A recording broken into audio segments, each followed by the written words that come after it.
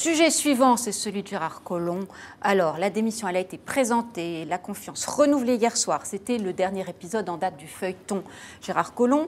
Un vrai faux départ, cependant, puisque dans une interview au Figaro, qui sera publiée demain, mais qui est déjà un petit peu dévoilée ce soir en ligne sur le Figaro.fr, le ministre de l'Intérieur répète et maintient sa proposition de démission. On va voir tout cela. On va essayer de ne pas y perdre notre latin. Alors, elle est un peu cousue de fil blanc ou pas, cette affaire, Olivier Duhamel? Parce que c'était la lecture jusqu'à cette nouvelle, ce maintien de la proposition de démission, puisqu'on en est là. Si c'est cousu de fil blanc, ils ne savent pas coudre, si vous voulez. Parce que moi, il me semble que Emmanuel Macron se fait parfois piéger par son obsession de la maîtrise des horloges. Parce qu'à un moment où il aurait été logique de changer de ministre de l'Intérieur, à tout le moins quand celui-ci a annoncé que de toute façon il voulait arrêter à tel moment, première occasion. Deuxième occasion. C'est ce que je disais ici même sur ce plateau. Et vous disiez, mais non, c'est pas grave, il ne faut pas attendre, tout ça n'est pas important. La pensée d'Olivier Duhamel évolue parfois. Je suis heureux de voir que votre pensée a évolué. J'ai médité vos propos, Alexis, et je me suis aussi rappelé la phrase de Léon Blum selon laquelle on est condamné à se répéter ou à se contredire. Et donc, de temps en temps, je me contredis pour progresser.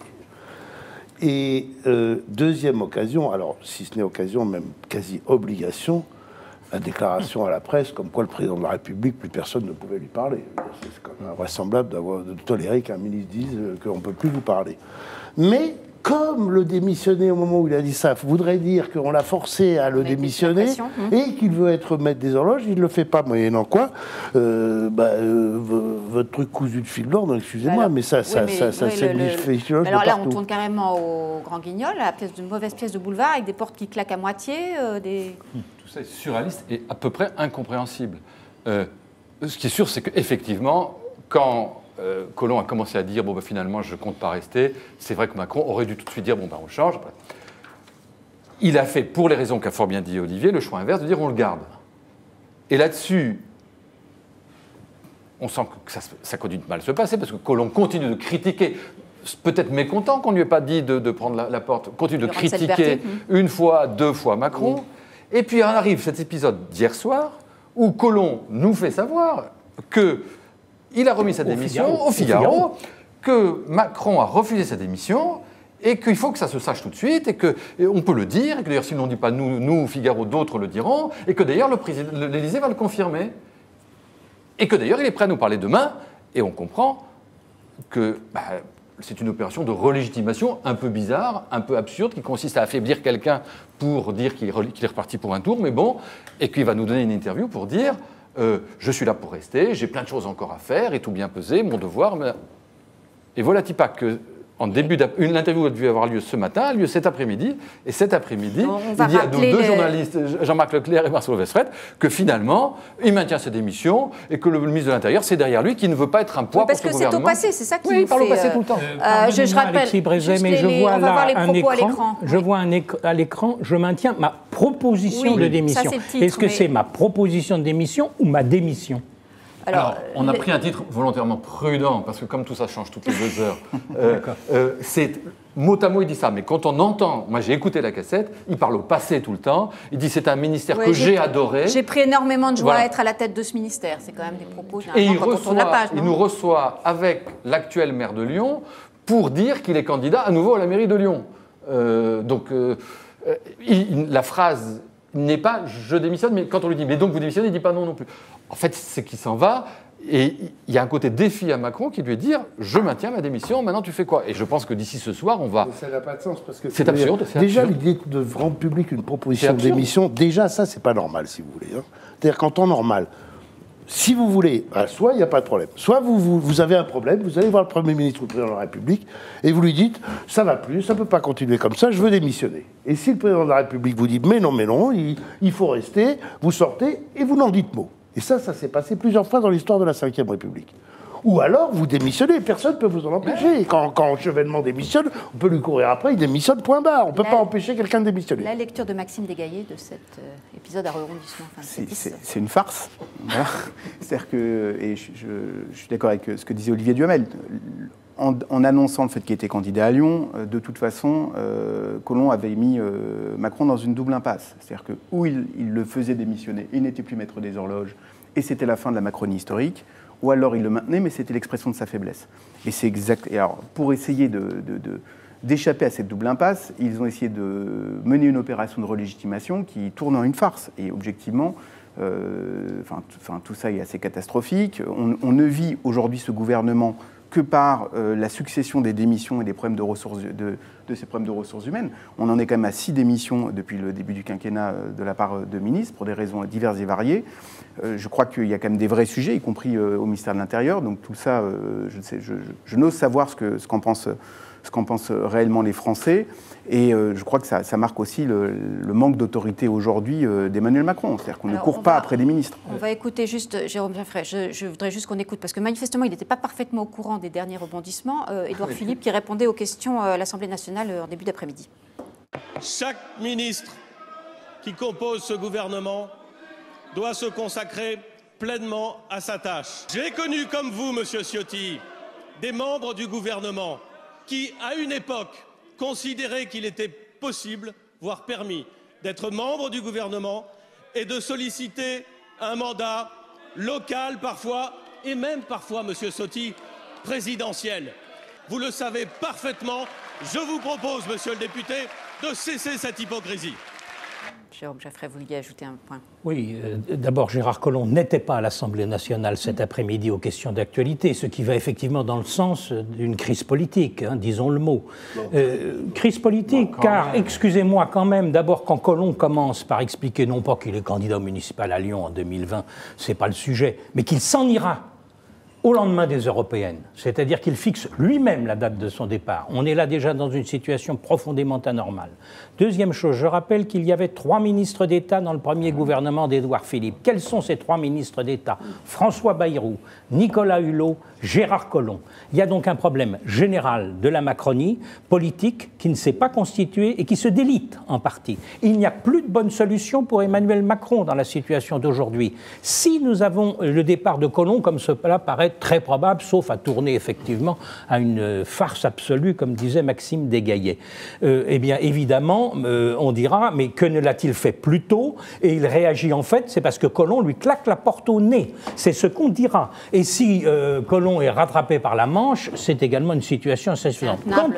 Quant à Édouard Philippe, le Premier ministre, dans cette situation, il n'a de Premier ministre que le nom, permettez-moi de vous le dire.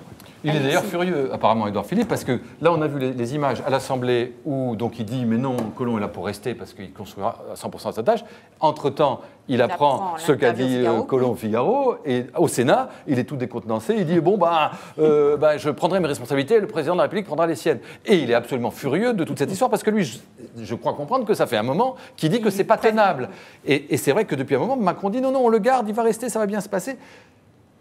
Parce qu'il ne veut pas céder à la pression, et aussi parce qu'il n'a pas de remplaçant. C'est-à-dire que la question des ressources humaines devient cruciale maintenant pour cette affaire. C'est-à-dire que on se tourne, on dit qui pour remplacer? C'est vrai que les poids lourds sont partis. Macron n'a pas su agréger autour de lui d'autres poids lourds. On parle en ce moment beaucoup de Valls, on dit Valls, on parle de Valls en Catalogne, etc. Très applaudi cet après-midi. Mais imagine, voilà, et donc Valls était. Mais imaginons, pourquoi Valls va en Catalogne? Parce qu'on l'a piétiné et qu'on l'a foutu dehors. Aujourd'hui, si Macron, par exemple, avait su garder Valls dans un coin, il y aurait la carte Valls, par exemple, pour l'intérieur. Aujourd'hui, on revient à dire est-ce que ça va être le Drian qui revient à l'intérieur, c'est faisable? C'est toujours faisable, bien sûr, ça c'est déjà vu. Mais aujourd'hui, on tourne, on dit ça va être le Drian, est-ce que ça va être Castaner ou Frédéric Péchenard? Vous seriez là, vous tous les deux. Ah, le nouveau monde, le nouveau monde. Mais il vaut mieux. Mais là, il n'y a personne. C'est pas le nouveau monde, il n'y a personne. Je ne suis pas certain qu'il n'y ait personne. Ce qui est le drame de la Macronie aujourd'hui, c'est que quand on voit que Macron s'affaisse, il n'y a plus rien. Et ce ne sont que des ambitions individuelles, parce qu'il y a ceux qui partent, il y a ceux qui s'épuisent, il y a ceux qui s'exfiltrent. Et puis on voit aujourd'hui les ministres aller les uns ou les autres, comme à Paris, être candidats aux élections municipales. Donc on voit bien que la promesse du Nouveau Monde, qui était un gouvernement pseudo-d'experts qui serait engagé pleinement pour régler le problème des Français, tout ça a totalement implosé. Deuxième remarque que je souhaitais faire, parce qu'on voit que la situation politique a fortement changé, c'est que le président de la République a visiblement moins de difficultés à démettre un général 4 étoiles que de démettre un ministre de l'Intérieur. C'était il y a tout juste un an, cette histoire.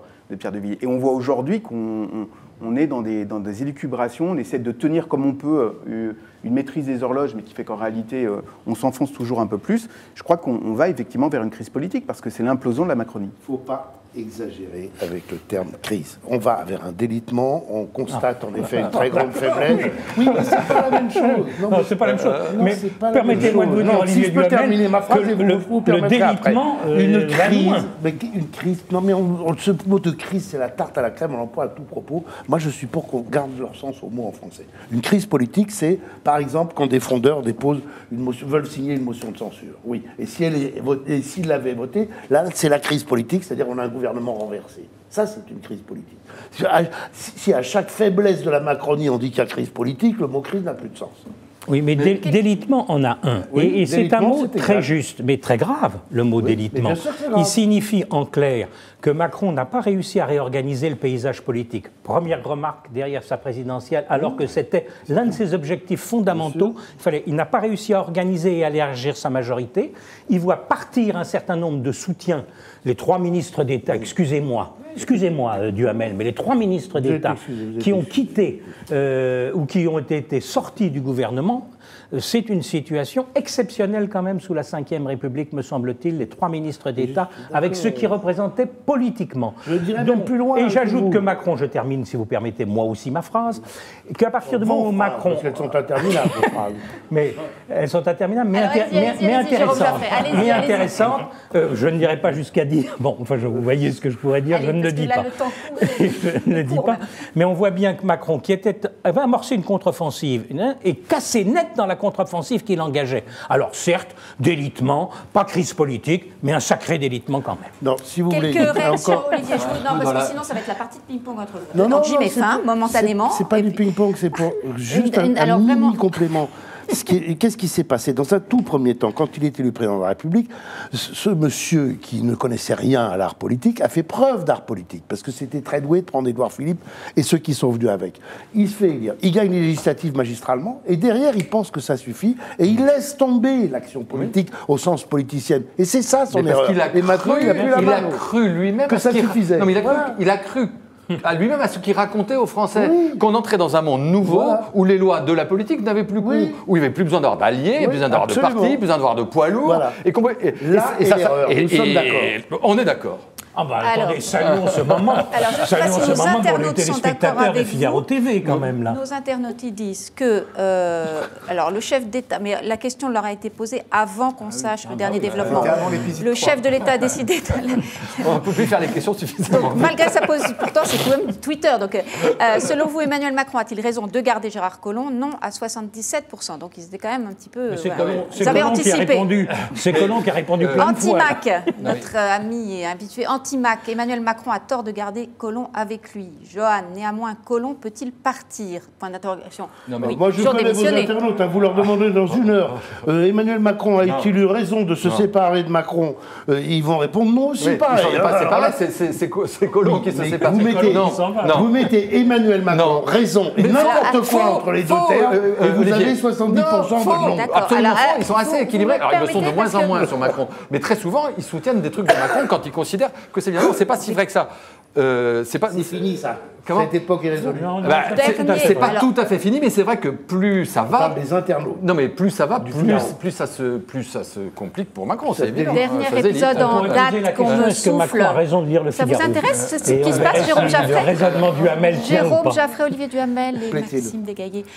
On me dit que Emmanuel Macron, dépêche vient de tomber. Emmanuel Macron vient de demander à Édouard Philippe de lui présenter des propositions. Voilà.